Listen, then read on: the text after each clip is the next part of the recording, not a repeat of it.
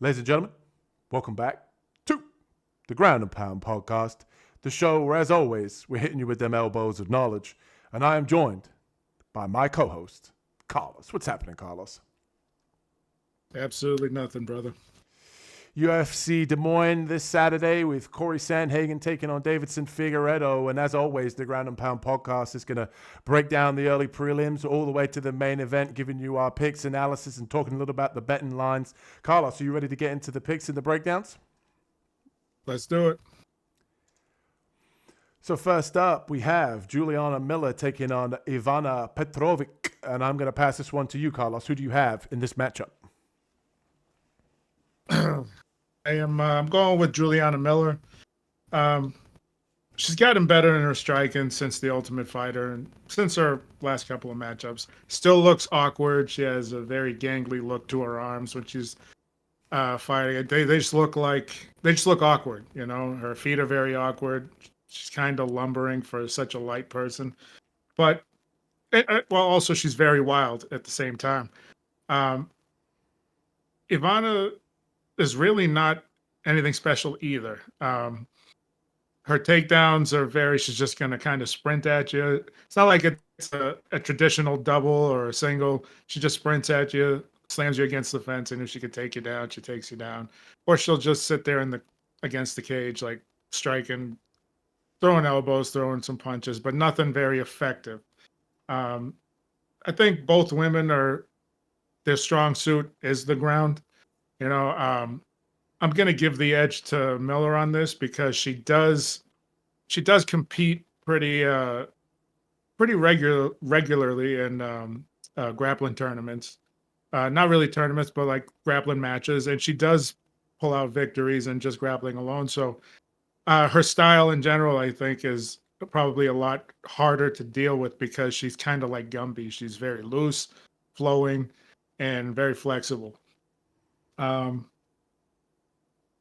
It's a very hard matchup because both women I don't see as very talented, but Juliana's kind of a wild card. Sometimes she comes out really aggressive, and sometimes she's a little too docile. But I'm going to take her in this one. Yeah, I'm going to go with Ivana Petrović. I think, to me, I just can't trust Juliana Miller. As you can see, the record of 3-3. You could argue 5-3 when you take wins in the Ultimate Fighter. But like Carlos said, I don't necessarily trust the striking of Miller. I think in this matchup, I think both women can have success on the ground depending on who's in top control. Petrović, to me, has the better striking. She has a slight reach advantage here. And if you watch my quick picks video, and Carlos is aware of this, I referred to this fight as dog shit taking on horse shit. And I went with dog shit in Petrović. I think both of these women suck. Petrović has shown cardio issues in the past. She has been in a little bit of trouble on the ground, which I think Miller could definitely find a submission off of her back. So she is live for a submission, depending on what the odds are. This, and how much of a degenerate you are. If you want to go for the Miller sub prop, if it's very juiced and big plus money, I don't blame you. But I think there's better spots on this card to bet. To me, Petrović would be best served keeping this fight on the feet, using her jab, using her striking. And if she does go for the takedown, just make sure she ends up in side control, kind of pinning Miller to the ground and maybe land some ground and pound and just kind of stay safe. I honestly think this is Petrović or pass for me. I think Miller's striking is just, unless it's improved, since I've last seen her, then obviously it's going to be a different fight altogether. But give me Petrović here to win the striking exchanges and ultimately, if she does get this fight to the ground, to dominate from top. And next up, we have the big boys. We have Dontel Mays taking on Thomas Petersen. And I'm going to pass this one to you, Carlos. Who you got in this heavyweight matchup? Oh, thank you for that. And I'm going to take Thomas Petersen. I say thank you for that because I thought Dontel Mays should have been cut a long time ago. Maybe this is the fight that'll make it happen. I think Thomas Petersen's going to find a way to get him to the ground and just control him, or even if he can, just clinch him up against the cage and any way to control his body. Dontel is, he has a weakness against grapplers, and it may not be pretty how Thomas Petersen takes him down, but I think Petersen will get this fight to the ground at some point. Can Dontel catch him coming in? Of course, because Petersen runs in almost face first, and if the camera was pointing at his face, I would assume his eyes were closed because he doesn't want to get hit. But I think ultimately he's going to find a way to take this to the ground. I don't think Dontel has that one shot pop to hurt him enough to get him out of there. And I just see him controlling him on the ground. Maybe a little ground and pound. I don't think he's one looking for submissions, and he gets the job done on the mat. Yeah, and I got to say as well, both of these guys with a losing record in the UFC. I think it's 4-6 for Dontel Mays inside the UFC, 1-2 for Thomas Petersen. So Carlos is right. Either one of these guys could get cut with a poor performance here. And I just want to say as well, just before we kind of get deeper into the card, that some of the betting lines for this particular card are kind of crazy to me. Some of the bigger favorites, like I believe it's Petrović is like a -250, almost a -300 favorite, which is kind of crazy to me. Petersen's a 2-1 favorite here against Dontel Mays, and I am going to pick him here. I'm going to be on the same side as Carlos. I think that Petersen gets the takedowns because we have seen Mays struggle with the grappling and the wrestling in the past. But I wouldn't be surprised, especially at heavyweight. 6'6" Dontel Mays with the 7-inch reach advantage. Petersen not necessarily known for being the most credentialed defensive striker and being able to kind of mix things up on the feet. He likes to be able to mix in the wrestling here. But I wouldn't be surprised if a big guy like Dontel Mays was able to land against a guy like Petersen. We did see his chin, get tested in his last fight, and obviously it didn't test out well against Shamil Gaziev. Shamil was able to put him out, but give me Petersen here. I think he's going to get the clinch up against the fence. It's going to be a boring, sloppy heavyweight fight. I think he does get the takedowns ultimately, and if not, I think it's going to be a boring clinch against the fence fight. Give me Petersen here to mix in the grappling, but one I would definitely keep out of parlays this week. And next up, we have Quang Le taking on Gaston Bolaños, and I'm going to kick this one off. And I'm taking Bolaños here in this matchup. I like him as a credentialed Muay Thai striker. He impressed me with some of his spinning elbow finishes that I've seen on tape study this week. He has been susceptible to being taken down in the past, but he showed in his last fight against, Cortavius. He was able to get back to his feet and, kind of scramble out of positions. I do put that down a little bit to Cortavius' inability to, kind of go for top control as opposed to submissions. But on the feet, he is very dangerous. He hits hard. He has got good head movement, which I do like. And I think a guy like Quang Le in this particular matchup would be best served mixing in the takedowns like he did against Chris Gutierrez, who we just saw fight this past Saturday. Quang Le was knocked out in his last fight against a guy whose name I'm not going to try and pronounce for you guys to make fun of me in the comments. But, he did have his chin checked in that fight. And I think a guy like Gaston Bolaños is a much more technical striker than his last opponent. I think he can find the chin also. And 0-2 in Lee in his last two fights in the UFC, so unable to hit the win column yet. Give me Bolaños. I think he's just going to be the better striker. I do think that Lee could win a decision if he does mix in the wrestling and he's able to keep that up for 3 rounds. I don't think he will. I think Bolaños is going to be prepared for the takedowns and ultimately win the striking exchanges. Carlos, who do you have in this matchup? I ended up going with Gaston Bolaños. He has good kickboxing. One of the only things that I'm not a big fan of is that he can be hit at times because he does keep a high guard, but he keeps it wide so that he can see the activity going on. In that case, I would just move instead of sitting in the pocket, stalking my opponent with a wide guard, because that's pretty much just asking to be dropped. And the fact that Quang Le, I've seen him have a very sharp right hand. It looks nice. And if he masked it with maybe a lead hook, maybe a jab to block, you know what I mean? Anything, even faking a front kick or something, he's going to be able to land that on Bolaños if Bolaños just keeps his head on center line. So that one doesn't make me feel too good. But Bolaños is gritty. He's tough. Loves to rip the leg, loves elbows, and has decent takedown defense. Quang Le is very skilled on the ground as well. So mixing in grappling, like you said, would be a great idea for him to do. That'll keep Bolaños guessing. But ultimately, I think Bolaños probably just out-toughs him and turns this into a gritty fight and gets the job done. Yeah, Not for very me, confident. I believe Bolaños can yeah, get it done. I'm right there with you. This is a tough one for me as well because the loss that Quang Lee did have against Chris Gutierrez has kind of aged pretty well because Chris Gutierrez did look pretty good in his last fight that we saw against John Castaneda. So that has aged well for Lee. So not necessarily the worst loss, but it's just hard for me to trust Lee's chin, especially after that last performance. And a guy like Bolaños can definitely crack and is definitely the more credentialed striker in this matchup. But two for Bolaños here. We'll see on Saturday how right or wrong Bolaños proves us to be. And next up, we have Marina Rodriguez taking on Jillian Robertson. And I'm going to pass this one to you, Carlos. Who do you have in this women's matchup? I ended up going with Jillian Robertson. In a 3-round fight, I feel that I like Marina. She moves. She's jabbing, sticking, moving, 1-2, in and out, throwing her kicks. Like, she's doing what you're supposed to do. But ultimately, at some point against a grappler, she ends up, I don't know if she's stuck in the mud or something, but she ends up getting put up against the cage, or she ends up just somehow getting to the ground.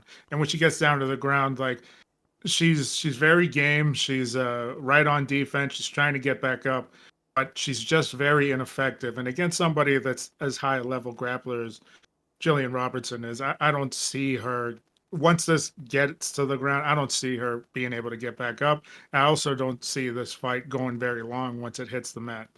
So Jillian, she's very skilled. She has been a little bit meaner on the ground too. She's her ground and pound has gotten a lot better.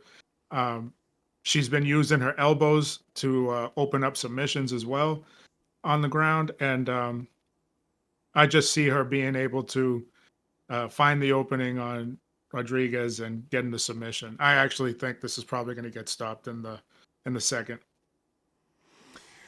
Yeah, I'm right there with you as well. I'm going with Jillian Robertson here. I will say that when I did the graphics for this video and I looked over Tapology and saw Jillian Robertson was only 29 years old, that actually kind of surprised me a little bit because I feel like she's been around the game for such a long time. I didn't realize that she was still on the right side of 30. So I think, to be honest, I've been kind of hard on her, and along with a lot of other people who have probably been a little bit hard on her in her career so far. But obviously, credentialed grappler, like Carlos said, she's been meaner in her last few fights, which I'd have to agree with. And one of the things I do like about Robertson is that she's not one of these jiu-jitsu nerds that transitions from position to position without doing damage. She looks to do damage on girls. She loves to rain down elbows, which I really like, to soften them up, to set up her grappling and to set up her submissions. And we've seen with Rodriguez, like I said in my quick picks video, that the secret's out. If you take her to the ground, her takedown defense is kind of poor. And when we saw in her last fight against Lucindo that Lucindo was able to take that fight to the ground and ultimately have success there and hold Marina Rodriguez down. And even though Marina is very, very credentialed on the feet, nice Muay Thai, fights behind a jab, obviously has knockout power, but, she is losing to high level women in the division. It's not like her losses are to bad fighters, but we've seen now at 38 years old that she seems to be slowing down somewhat. She seems to be struggling, losing 4 of her last 5. And I honestly think that Jillian Robertson here comes in. I think she gets the takedowns, like Carlos said. And I agree. I think that this is probably going to get stopped probably in the second round as well. I think that she's going to land ground and pound, or she's going to find the neck and maybe get some sort of rear naked choke after she takes Marina's back when she's kind of, shelling up or moving or trying to scramble to get out of the position.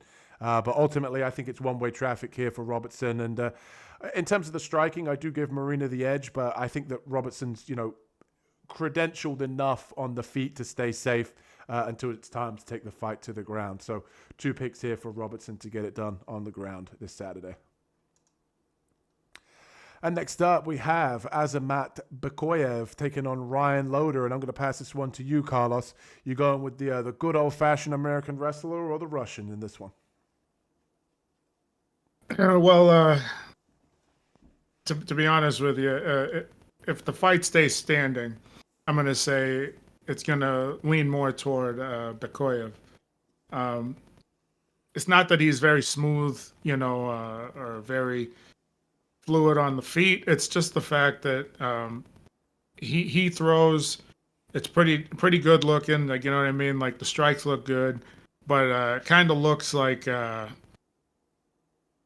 he doesn't throw in combination or anything. He doesn't set anything up. He just kind of throws something out there hard, and if it hits you, it hits you. Um, Ryan Loder, he's really not the best at striking. I've seen him kind of paw his jab and 1-2 at someone to take him down. It was obviously on a lower level fight than the UFC, and in the Ultimate Fighter, like he had pretty much all the success he wanted, taking anybody down at any time. Um, although Bekoev did have that ground and pound victory, the TKO against what's his name? Zach Reese. Reese, Zach Reese.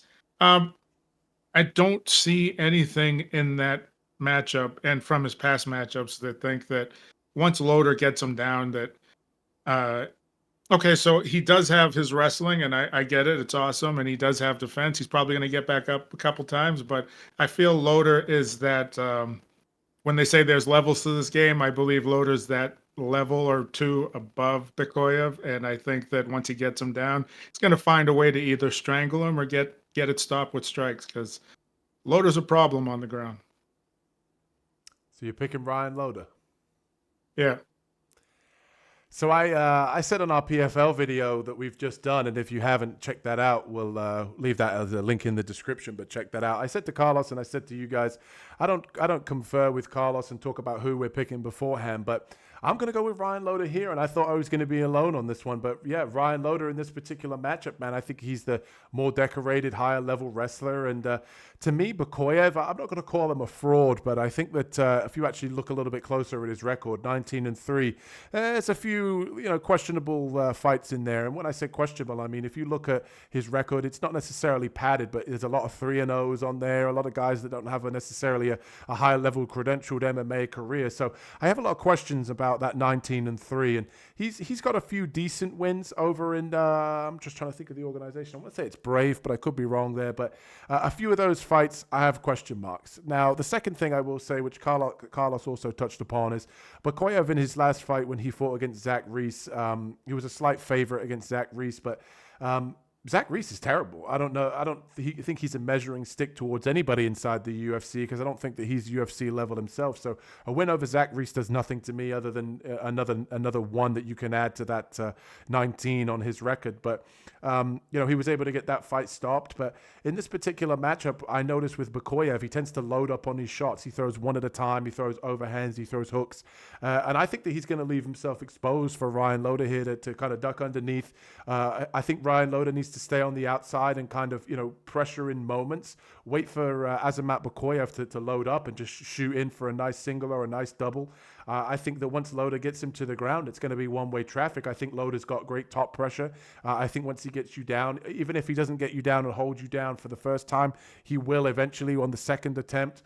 As the fight goes longer, I trust Loder's grappling here. And this is, again, what I was saying earlier about the odds on this particular card is Ryan Loder's like plus 300, like plus 280. So it kind of surprises me that he's this big of an underdog. So if you can get plus 3.5 on the spread, plus money or even money here, I like him in this matchup. I think he can win at least a round. I think he might even win the whole fight. So I'm going with Ryan Loder here for the USA to get it done here. I'm going with Ryan Loder.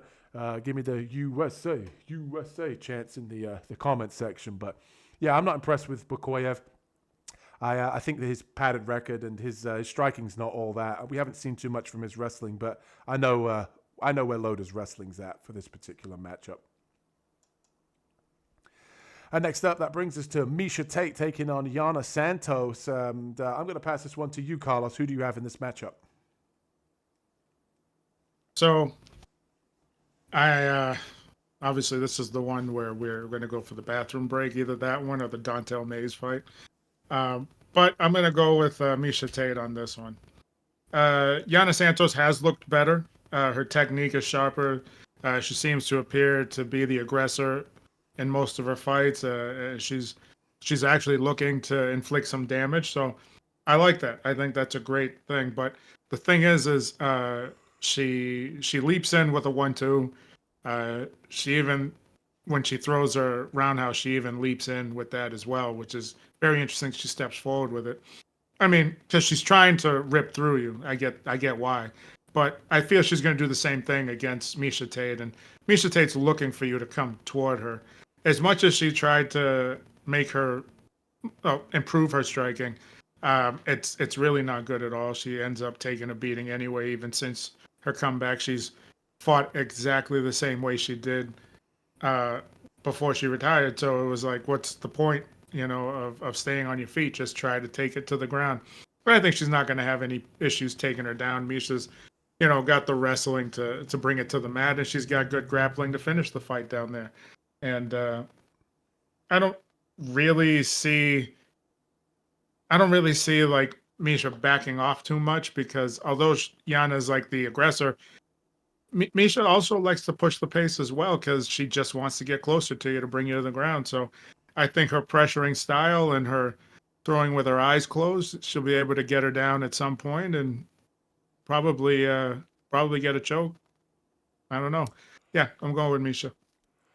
Yeah, I'm having a hard time trusting 38-year-old Miesha Tate with a wrestle-heavy game plan not to get tired, and especially after a long layoff. So I don't trust Miesha Tate here. So give me Yana Santos. I think Yana Santos is obviously the much more credentialed kickboxer. In the past, we've seen her try to mix in grappling to show a more well-rounded skill set, but I think she's going to go back to her bread and butter here. I think she's a much better striker. She has nice kicks, and we saw in her last fight against Chelsea Chandler, she was able to defend the takedowns, defend against the clinch, and really just do a good job at keeping the fight at range and landing her strikes. And I think that's exactly a similar game plan that she's going to use here against Miesha Tate. And I don't necessarily trust Miesha Tate's overall persona here of what she's bringing to MMA. I don't trust that her head's still in it. I don't really like the fact that she's going to try to employ a wrestle-heavy game plan after, such a long time away from the sport. And, she's also talked about, retiring and coming back. I don't necessarily like that. With Santos, she did recently have a kid, I say recently, within the last year or so, which she talked about in one of her previous fights being a real issue because she was breastfeeding in her camp and how it kind of affected her training camp and things like that. As a man and not being around kids and women that are breastfeeding, I don't know if that really affects how that really affects them, but I'll take her word for it that it was, kind of an irritating thing to have to deal with. But she said that, that's not going to be a problem moving forward. So I'm going to trust that she has a better performance against Santos. And I think if the fighter that showed up against Chelsea Chandler, I think if that particular Santos shows up, the one that beat Chelsea Chandler, I think that exact game plan and that exact Santos beats a woman here like Miesha Tate. So give me Santos to keep it on the feet and win the striking exchanges. And I'm rooting for a KO, but I think it'll be a decision. And next up, we have Mason Jones taking on the hardest hitting 145er that there is in Jeremy Stevenson. And we've got the Des Moines, Iowa hometown native here in this matchup, Carlos. Are you going to be going with the hardest hitting 145er, or will the Welsh Dragon get it done here? Who the fuck is that guy? I tried it. It didn't work. Perfect. No, yeah, I'm going to tell you something. I watched his most recent fight before coming back. I think this is Mason Jones' first fight back in the UFC. Yes, it is. Yeah. Okay.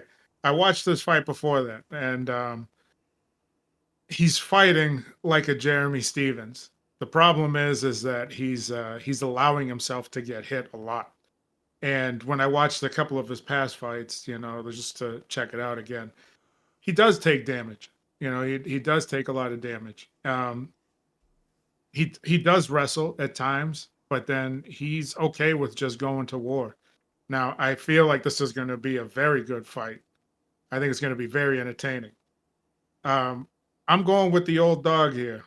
Okay, I'm going with Jeremy Stevens for this one reason, is that for some reason I feel Mason Jones is now making a name off himself just being gritty and tough. Okay, because that's what I saw in his most recent fight. And I go, maybe he had something against the kid. Maybe there was some trash talking. I don't know. But technique went right out the window, and he allowed himself to get hit and hit back, hit and hit back.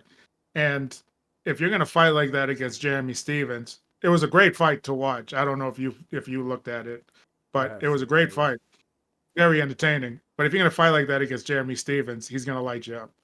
And the other part is if you're going to try to wrestle with Jeremy Stephens, he's going to stuff your takedowns all day because Mason Jones is not that kind of a wrestler. The only thing is he is much larger than Jeremy Stephens and a little bit bulkier in comparison. He's 38 years old, so I understand. And I feel he's got the wrestling, takedown, defense enough. If Jeremy Stephens can mix in a few kicks, I think he can, keep him guessing with the strikes. I think he can get him out of there. Do I think he's going to get him out of there? I don't know. I hope this is a war. I actually put it down here that this is going to be, as the kids say, fire. So I'm going with Jeremy Stephens. Carlos going with the plus 400. Jeremy Stephens here is the big underdog. Okay. I am going to go with Mason Jones. He has looked impressive to me, even though he has been on the regional scene. And I do agree with Carlos that he has been getting hit, so there is a recipe there for 1 + 1 = 2. Jeremy Stephens lands the big shot, and Jones is happy to have a firefight, and he gets caught. And also, I have Conspiracy Corner calling me, saying, we have a guy from Des Moines, Iowa here, fighting on a Des Moines, Iowa card, come to the dark side. But I am going to go with Jones here. I think that, he's at that age where I think that he's probably in his physical prime. Jeremy Stevenson, as I said on my quick picks video, has pretty much just been focusing solely on his boxing, which might help him in this matchup land that one-hitter quitter. But I don't expect, and I have the assumption that he hasn't necessarily been working a whole lot on his grappling. So I think if Mason Jones is smart here, he waits for Stephens to load up on a big shot. I think he ducks underneath. I think he gets the takedowns. I think he wears on him. I think he makes this fight a boring fight. He beats Jeremy Stephens up on the ground, and I'm expecting that Stephens hasn't put a whole lot of emphasis on wrestling in this particular training camp, and I think that'll be his downfall here. And I think at 38, I don't expect his cardio to hold up either. So I think as the fight goes longer, that takes the sting out of his shots, and I think then Jones can let his hands go in a later round. I think honestly this to me is going to be one-way traffic if Mason Jones plays it that way. I think if he gets into a brawl, I think obviously that plays into the hands of Stevenson, but I think here he comes in. I think he looks at this as another opportunity, another go around at the UFC after being cut previously in his career. I think he comes in here with a smart game plan. I think he wrestles early, lands the shots late, and ultimately wins a decision here and makes the fight boring for the hometown guy. So I'm going with Mason Jones to get it done.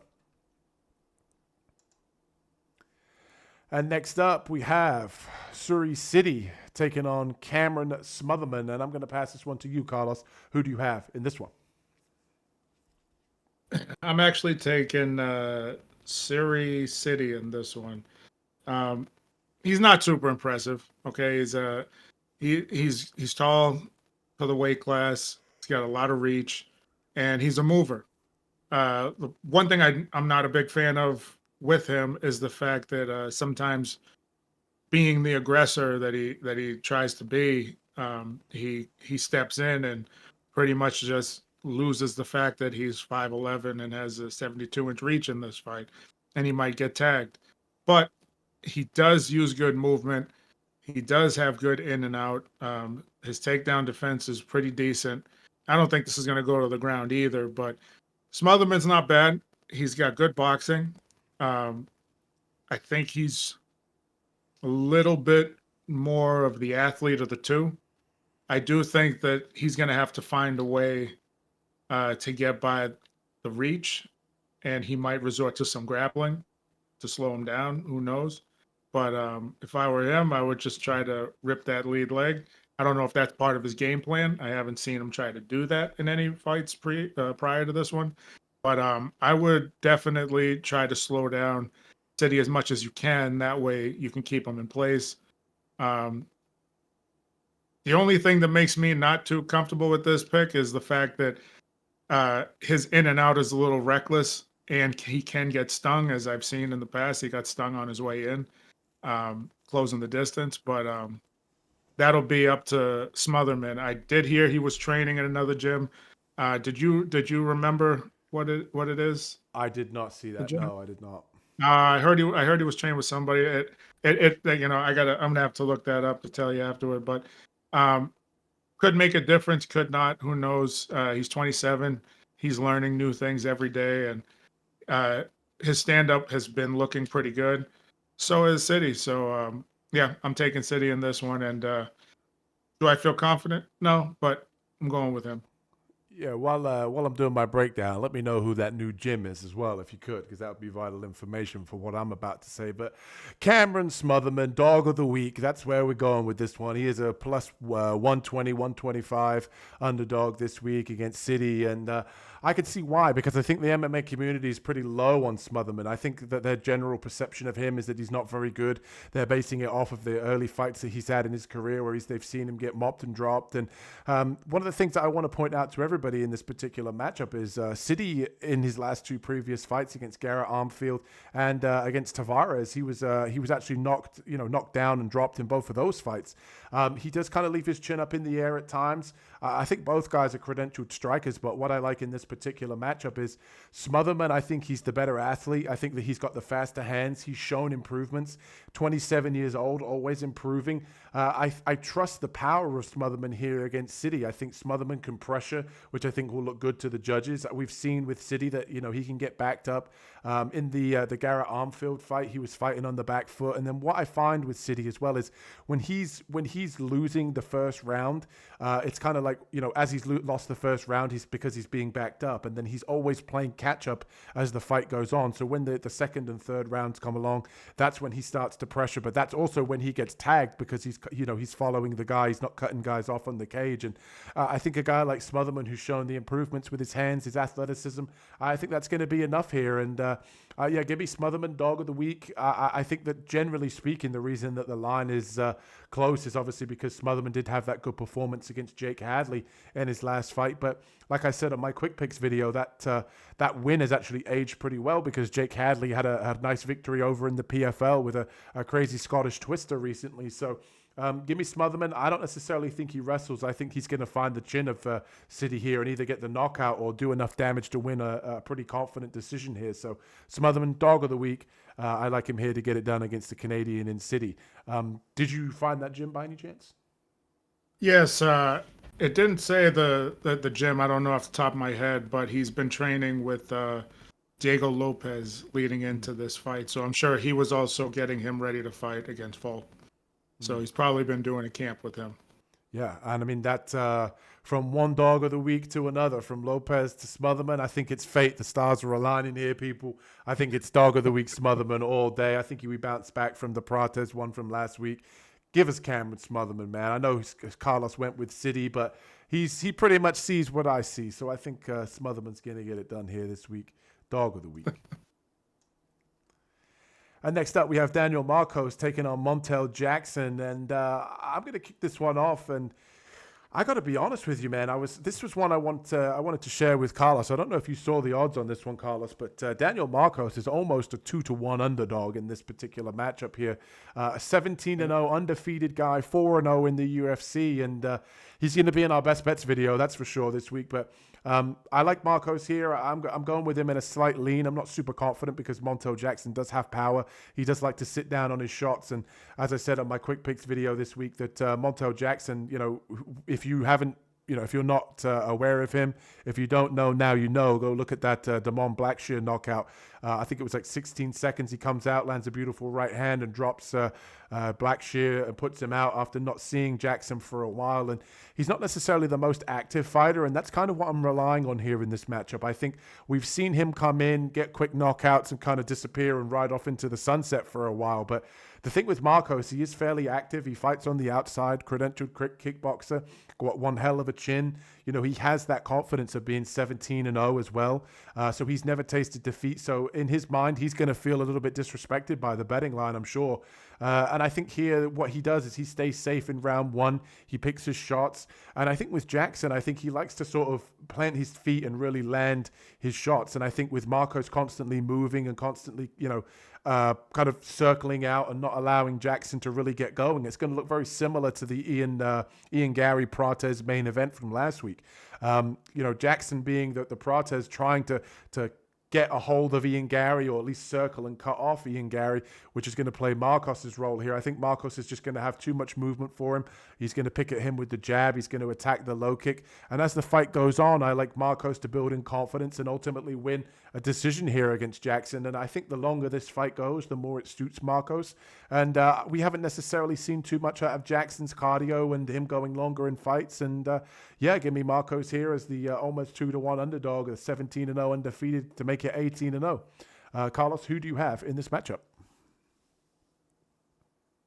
I ended up going with Daniel Marcos just for the reason of he's fought some guys that can punch, and he finds a way to get out of trouble. He's not getting tagged with anything that's going to put him out. You know what I mean? So I don't know if Montel finds his chin that easy. Number one. Number two, Montel, yes, he throws long, straight punches because he's got the reach on him, and most of his opponents anyway. But I mean, he's got fights that he goes to unanimous decision against JP Bays, or was that his name? Bays, yeah, JP Bays, and Julio Arce. He's gone the distance with those two, and they found a way to negate his power. And I'm like, I think Daniel Marcos is going to find a way to do that as well. I just also think that Marcos is busier throughout the fight. I think he uses a lot of movement. He uses a lot of striking just to, blind his opponent while he lands the shots that he likes to land. And I just think that's what he does best, is turns this into a long fight, and you have to be very technical to stay in a match with Marcos. And right now he tends to outbest everybody just with movement, striking, and it's pretty basic. He's actually using the movement to create his distance, and he's reading his opponent. He's getting out of harm's way. I mean, I like what he does. So that's the reason why I went with Daniel Marcos. I don't think he's going to allow himself to be in trouble. If there is going to be any trouble, it's going to be early.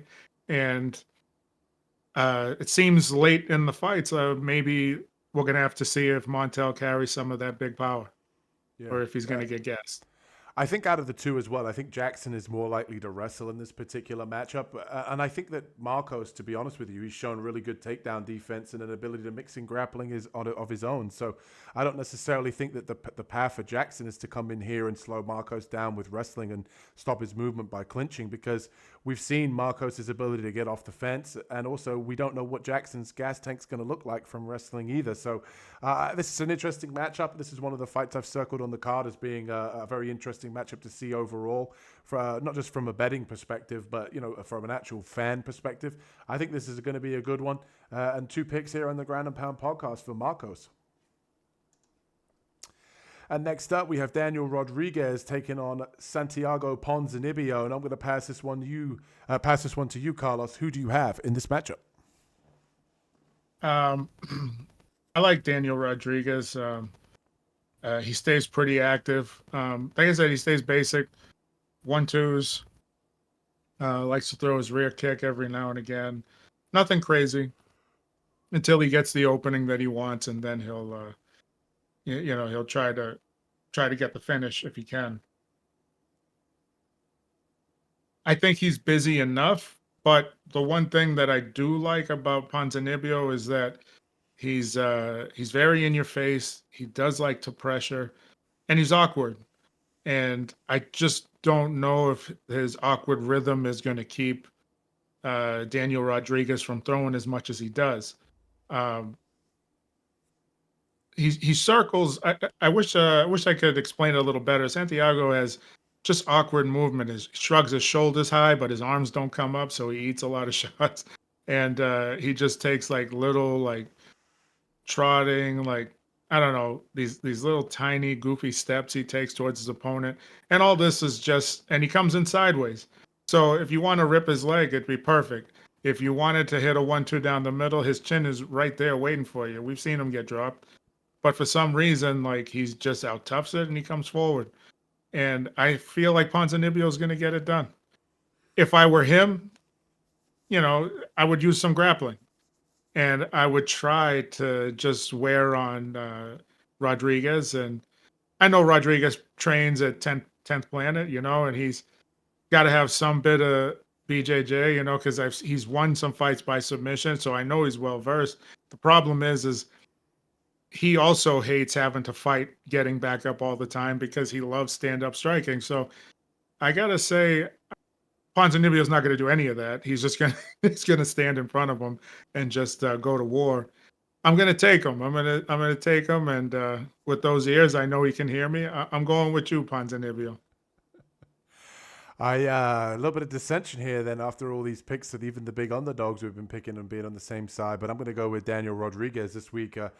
I said in my quick picks video, the thing that really stood out to me when you watch these guys on tape is the last couple of fights that Santiago Ponzinibbio's had is he's not necessarily landed a whole bunch of shots, and that might be down to the matchup, but I just trust the volume here of Daniel Rodriguez. In the last two fights, he's landed over 120 significant strikes in 3-round fights, and I think his pressure and his forward movement's going to be the thing that stands out to the judges here. And even though Ponzinibbio does like to counter in a lot of his fights, I just think that just landing that little bit more and Rodriguez being on his P's and Q's and using a little bit of head movement here would serve him well just to kind of wear down Ponzinibbio with forward pressure. And he does fight behind the jab as well, so I'd like to see him kind of use the jab here just to kind of get things going. I don't think there'll be any grappling in this fight whatsoever. I think this is going to be pretty much a stand and bang fight. And Ponzinibbio is always live. In his last fight against Carlston Harris, there was moments for both guys. He was ultimately able to get it done. But I don't necessarily think that Carlston Harris is all that. I don't think he's particularly good. Whereas I feel like with Daniel Rodriguez, he loses who he's supposed to lose to, but he's also competitive in those fights. I know he had that fight against Alex Morono, who hasn't looked particularly good. But, he's losing to guys who you kind of expect him to lose to. Out of the two, I feel like he's the less washed fighter. I don't think either of these guys are going to be a champion anytime soon or climbing the ranks and, headlining UFC Apex cards. But give me Rodriguez here. I pretty much like him in this particular matchup with the striking and the overall volume. But I will say this is definitely not one I feel super confident on because Ponzinibbio is live to counter at any moment. And we have seen Rodriguez clipped in the past. And that brings us to our co-main event, ladies and gentlemen. If you haven't already, hit that like and subscribe button if you're enjoying the content here on the Ground and Pound podcast. And Carlos is about to break down Bo Nickal taking on Reinier de Ridder. Who do you have in this matchup? In this matchup, listen, I know Bo Nickal's he's developing. His striking looks good, but you could tell that he doesn't like to get hit, so he doesn't commit to anything. But the technique looks good. Okay. We all know about the wrestling. The wrestling's great. Him being very undersized. Let's say if he were to fight in his last matchup, who did he fight? Got there. Who did he fight there? De Ridder, you said, or Bo Nickal? No, Bo Nickal. Paul Craig. Paul Craig, okay. So he fought Paul Craig. Now, if Paul Craig had any cojones, he would have just came forward and at least jabbed and 1-2, threw a couple kicks to get him to stop circling and stand in one spot, a couple shots to the body, anything to take Bo Nickal out of his game, and you would have seen him start to deteriorate. And he would have probably had a chance once it got to the ground. Bo Nickal's going to do the exact same game plan against Reinier de Ridder. The only thing is de Ridder is a little bit more likely to engage on the feet than Paul Craig was. So he's going to come after him. So at some point in this fight, Bo Nickal is going to take this to the ground because I don't think he's going to knock out Reinier de Ridder. Reinier is a very big guy. You know what I mean? At 185. He's very tall. He's very wide. And he has that kind of style of grappling like Ryan Loder, where if he gets on top, he's going to have a lot of success holding you down, just crushing you with top pressure. Nickal, being a good wrestler, he's going to find a way to get back up. But is he going to get caught with something on the way up? Is he going to get caught with a guillotine? Is he going to get caught with an arm bar? Is he going to get caught with a leg lock? Who knows what he's going to get caught with? But I just feel like if this goes to the ground, Dorita's got the advantage. I feel that if it stays on the feet, I feel Dorita still has the advantage. So I'm going with Renier Dorita. I think he's I think he's got the one up here. And his stand up looks terrible, but his ground game is pretty good. And he's a lot longer, a lot wider of a body. And no matter where Nickal wants to go, he's going to be all over him. So he's going to have a hard time getting up.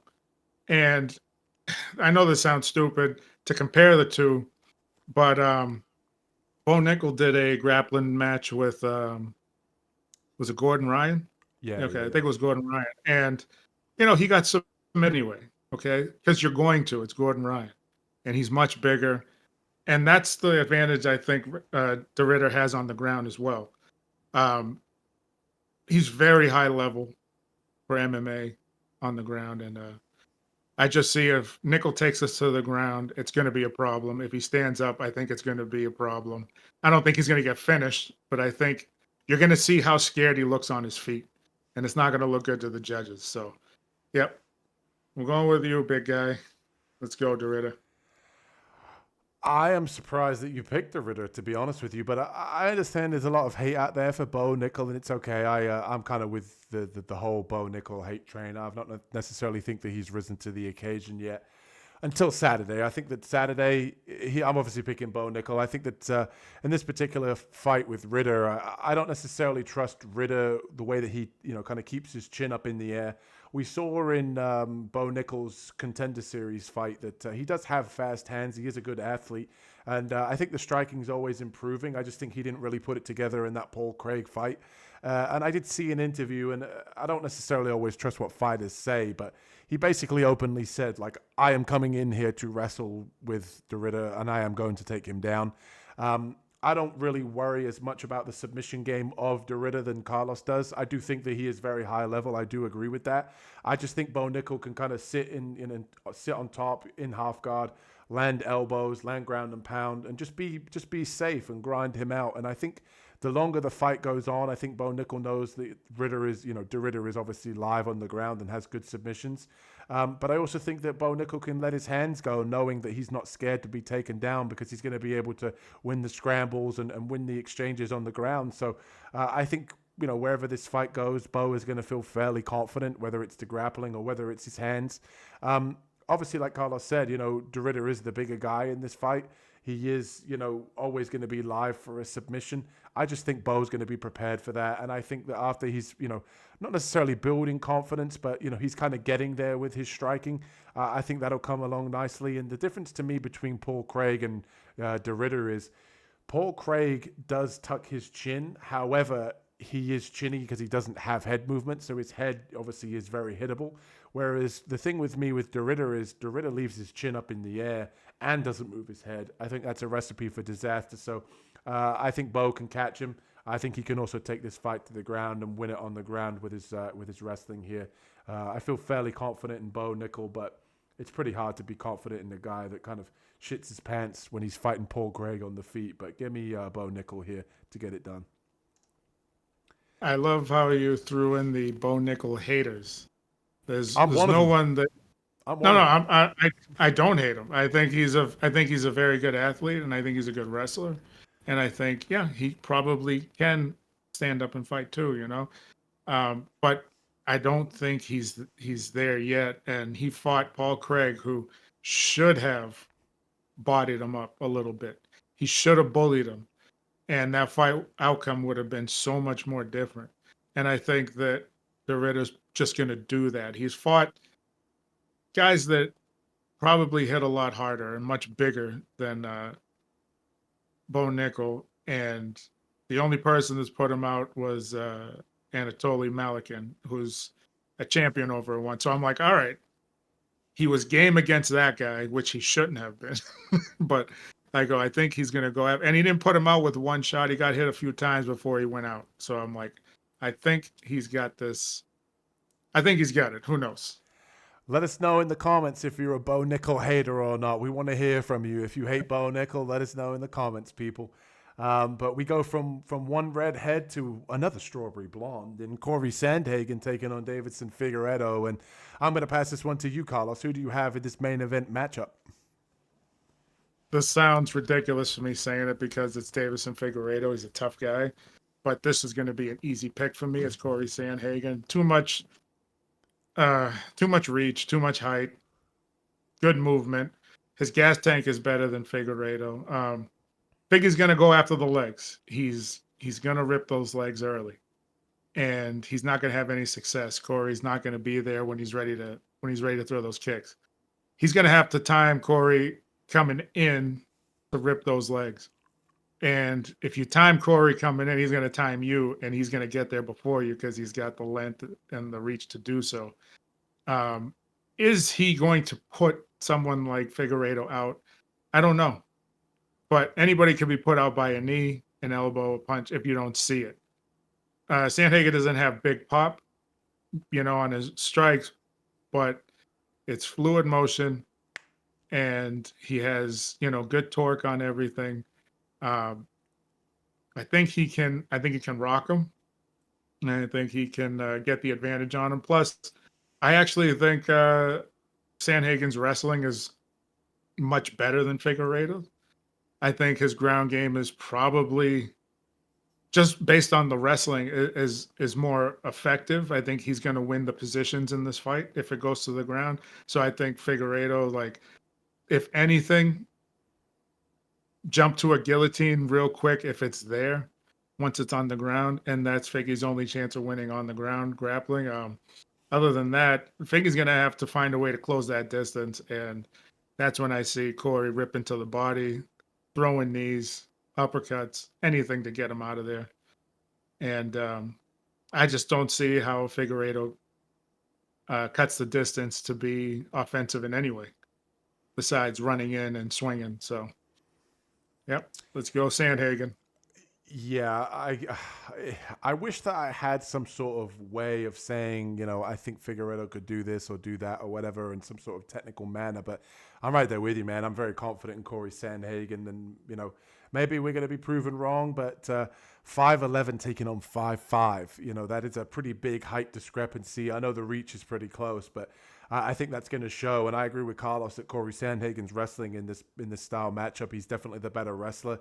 I think on the feet, he's probably going to have the faster hands. I like his timed knee as well.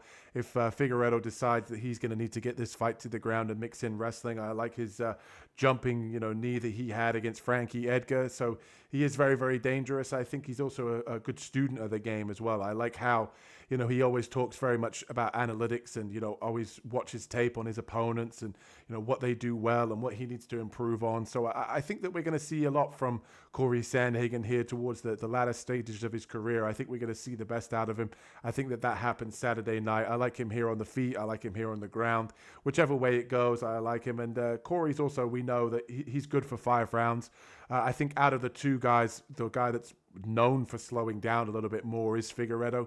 He has looked good since moving up in weight. He doesn't have to necessarily do that big weight cut anymore, so we haven't seen as much cardio issues from him. But Sandhagen, even still, he fights 5 rounds in his sleep, so give me Sandhagen here. I think he gets it done as a pretty confident pick for me here over Figueiredo to get it done and cap off the Des Moines card here for the UFC Fight Night. Figueiredo taking on Sandhagen. And in case you guys were wondering and you hadn't already, hit that like and subscribe button for this content that is coming to you soon. We have best bets videos for this card and for the PFL. And you're going to say, PFL? That's right. We have a full card breakdown that Carlos and I have just done that is coming out to you guys tonight. So check that out. We'll leave a link for that in the description. If you want to make some money this week, like I say to you guys every week, the last couple of weeks we've been hot. We've been making money. We've been profitable. Check out our best bets video. They are coming to you live on Friday. And before we wrap things up, do you have anything that you want to say to the people, Carlos? Everybody, I hope you're enjoying the content. Please, guys, remember to like and subscribe. We'd love to keep bringing this to you. That's all I got. Yep. And if you haven't already, like Carlos said, hit that like and subscribe button. Check out some of our other videos on the channel, and we'll see you in the next one. Peace. Peace.